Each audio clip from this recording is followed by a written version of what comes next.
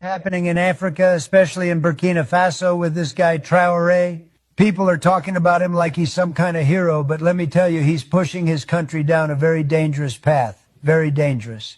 He kicked out France. He's cozying up to Russia, maybe even China, and he says it's about sovereignty. But what I see is a man making deals that could turn Burkina Faso into a playground for America's enemies. We can't ignore that. The United States has invested billions of dollars into Africa over decades, trying to bring stability, security, and opportunity. And now you've got a leader who thinks he can throw it all away with one speech. They call it independence. I call it reckless. People are cheering for him because he talks tough, but talking tough doesn't build jobs, it doesn't create security, and it doesn't... Mr. Donald Trump, former President of the United States, you have spoken of me as reckless, as dangerous, as a young man who does not understand the world.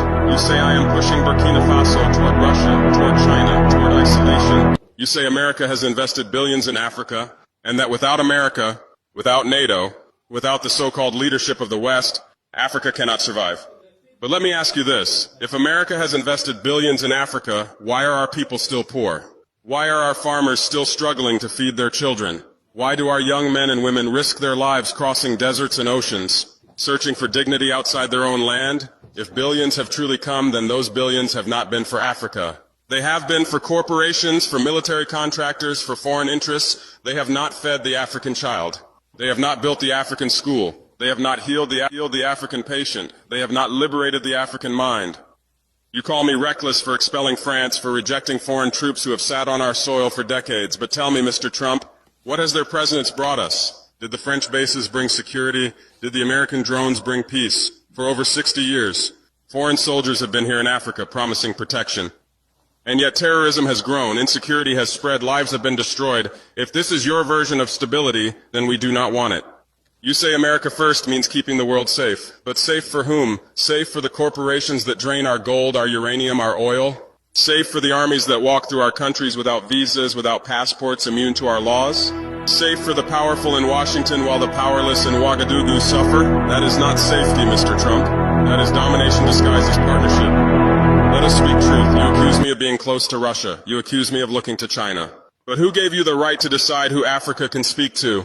Who gave America the authority to say that if Africa chooses its own friends, it is dangerous? You, Mr. Trump, say America first. You boast about it. You campaign on it. You built your whole brand on it. So why should Africa not say Africa first? Why should Burkina Faso not say Burkina Faso first? Why do you demand for your people what you deny for ours?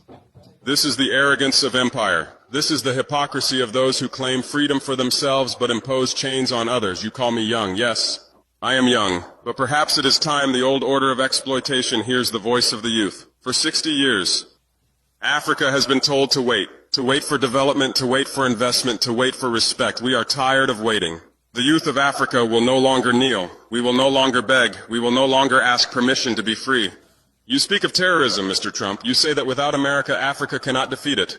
But let me remind you, terrorism did not grow in Africa because Africans invited it. It grew because of wars imposed on us, because of chaos spread in Libya, because of weapons that flowed from NATO's adventures, because of policies written in Washington and Paris. You destabilized our region, and now you say you are the solution. This is like the arsonist calling himself the firefighter.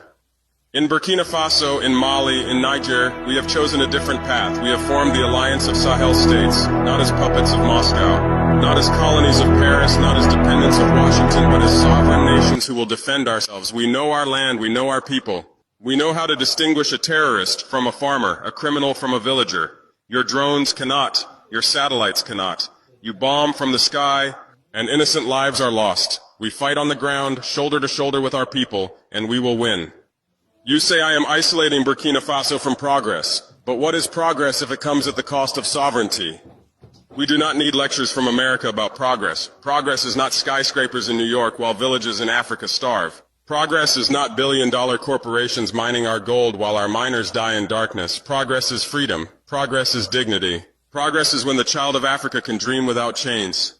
Mr. Trump, you said I am fiery, and you are right. I am fiery because my people burn with hunger for justice. I am fiery because my nation is tired of lies. I am fiery because Africa has been silent too long. We were told independence had come, but our banks were still controlled in Paris. We were told we were free, but our armies were trained to obey foreign generals. We were told we were partners, but we were treated as children. The fire you see is not recklessness. It is the fire of liberation, the fire of a continent that will no longer bow. You say America will not stand by while chaos spreads, but I tell you this, America has stood by while Africa bled. America has stood by while dictators were armed, while resources were stolen, while children died of preventable diseases, and worse. America has not only stood by, America has profited. So do not speak to me of chaos, Mr. Trump. Speak to me of justice. Speak to me of equality. Speak to me of respect. We are not against America. We are against domination. We are not against the West. We are against exploitation. We are not against cooperation. We are against dependency. We are not against friendship. We are against slavery and